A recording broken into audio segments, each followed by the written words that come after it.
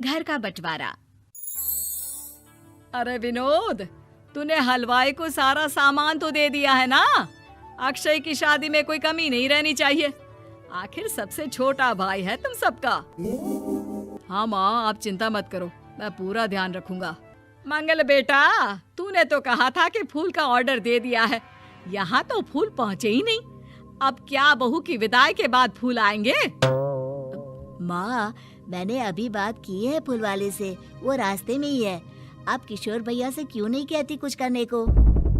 किशोर पहले ही मेरे बताए काम कर रहा है। पास के सभी रिश्तेदारों और मोहल्ले वालों को कार्ड वही तो देकर आया था। रिसेप्शन के लिए हॉल भी उसी ने बुक किया था। टेंट कुर्सी वालों को भी तो वही देख रहा है। पर कई मोहल्ले वाले तो हमारे भरे पूरे परिवार से जलते भी है, उन्हें बुलाने की क्या जरूरत थी? बेटा, शादी ब्याह में तो बुलाना ही पड़ता है, नहीं तो लोग क्या कहेंगे। दादी दादी देखो ना, हलवाई अंकल हमें लड्डू नहीं दे रहे, आप इनको डांटो ना।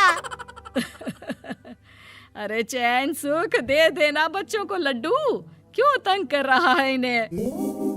बीबी जी, मैं कहाँ मना कर रहा हूँ, लेकिन लड्डू बनते ही ये बच्चे उठा उठा कर खा लेते हैं। अरे मैं तो इन्हें थाल में रख के परोस भी नहीं पा रहा। भागो, अब कोल्ड ड्रिंक पीने चलते हैं। भागो भागो, अब कोल्ड ड्रिंक पीने चलते हैं। जैसे कि आप देख रहे हैं, आज इस घर के सबसे छोटे बेटे अक्षय की शादी है। घर में बहुत चहल पहल है। कुलभूषण की बीवी कमला को फुर्सत ही नहीं है कामों से, लेकिन कुलभूषण और घर के बाकी लोग कहाँ हैं? आइए देखते हैं।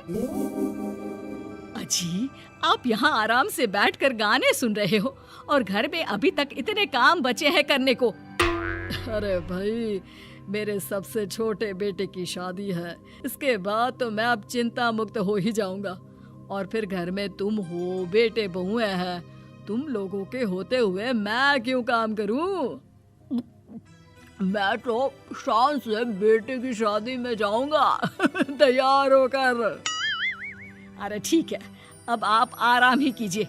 एक बार अभिषेक की बीवी आ जाए, फिर मैं भी आराम करूंगी और मेरी चारों बहुएं पूरे घर की जिम्मेदारियां संभाल लेगी। इतना कहकर कमला वापस अपने काम में लग जाती है। बेटा भी, तू अब तक तैयार नहीं हुआ? किससे बात कर रहा है फोन पर? तैयार कैसे हूँ? सैलून जाने से तो आपने मना किया है, क्योंकि मुझे हल्दी लग चुकी है। भाभीयों को देखो, सुबह से पार्लर में है। अक्षय की शादी हो जाती है और नंदिता बहू बनकर घर आ जाती है, लेकिन इस घर की खुशियों को मानो किसी की नजर लग गई थी। नंदिता के आने के बाद आए दिन घर की शांति भंग होती रहती। अपने माँ बाप की इकलौती बेटी को इतने बड़े परिवार की जिम्मेदारियां कहाँ संभालनी थी। अभी देखो ना, मेरे हाथों की मेहंदी भी अभी नहीं उतरी है और तुम्हारी मम्मी ने मुझे घर के कामों में लगा दिया। मैंने सोचा था कि घर की सबसे छोटी बहू होने के कारण मुझे सब पलकों पर बिठा के रखेंगे, पर यहाँ तो पलक झपकने की भी फुर्सत नहीं मिलती। देखो नंदू, शादी के पहले ही मेरे घर वालों ने तुम्हें और तुम्हारे पेरेंट्स को बता दिया था कि मैं जॉइंट फैमिली में रहता हूँ, तो फिर अब ये शिकायत क्यों? और फिर तुमसे पहले मेरी भाभी भी तो आई थी शादी करके, उन्होंने तो कभी कुछ नहीं कहा। नंदिता तब तो चुप हो जाती है, लेकिन ऐसा बहुत दिनों तक नहीं चलता। अरे नंदिता, माँ बाबूजी की दवाई का टाइम हो गया है, उन्हें दवाई दे आओ और उसके बाद सबके लिए नाश्ता बना देना। पर भाभी, मैं तो अभी अपना फेवरेट सीरियल देख रही हूँ, प्लीज मेरी जगह आप कर लो ना ये काम। ठीक है, मैं तेरी जगह माँ बाबूजी को दवाई दे आती हूँ और नाश्ता बना लेती हूँ। तू मेरी जगह पूरे घर की डस्टिंग करके 5 बच्चों को स्कूल के लिए तैयार करके भेज देना और दोपहर का खाना बनाने के बाद कपड़े धोकर सुखा देना। उसके बाद हम दोनों मिलकर बाजार जाकर सब्जी ले आएंगे, फिर डिनर की तैयारी कर लेंगे और उसके बाद बस भाभी, मैं माँ बाबूजी को दवाई देकर सबके लिए नाश्ता बना देती हूँ। हे भगवान, ये कहाँ लाकर फंसा दिया मुझे।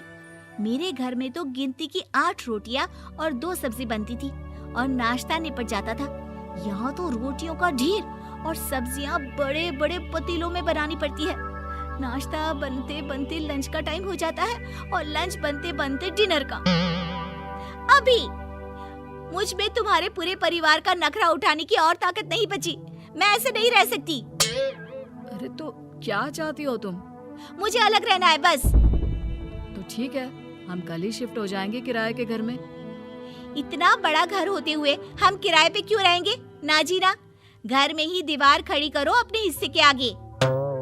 घर के साथ साथ घर की खुशियों में भी दीवार खींच जाती है। ऐसे ही कई महीने बीत जाते हैं और नंदिता माँ बन जाती है। बच्चे के आने से अभिषेक के कंधों पर खर्चों का बोझ आ पड़ता है।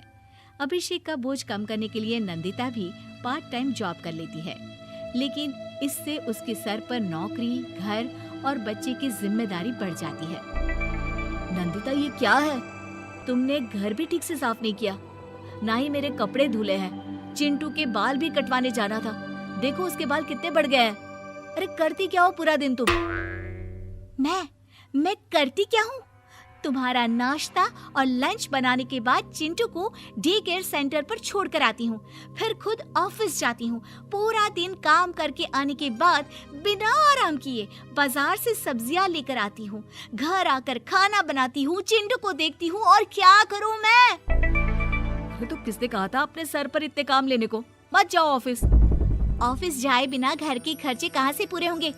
चिंटू की डे केयर का खर्च, उसके लिए बेबी फूड का खर्च, प्रेस वाले का खर्च, ये सब तुम्हारी सैलरी से होता नहीं है।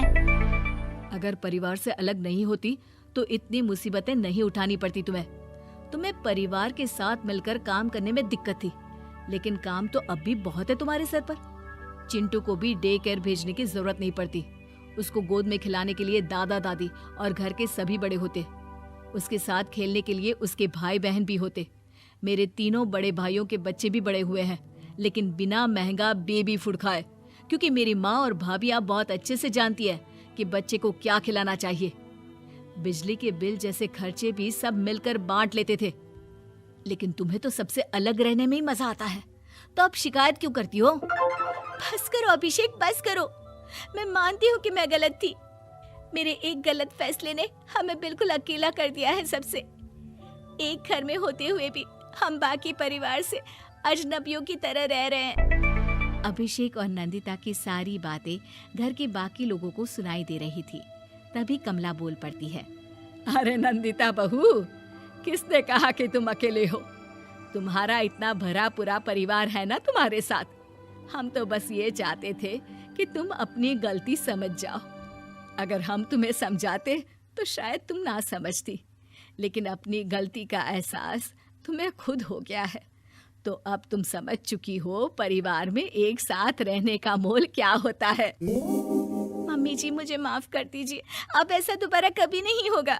अरे माफी बाद में, पहले मेरा पोता जरा मेरी गोद में तो दे, और तू जाकर सबके लिए चाय बना ला।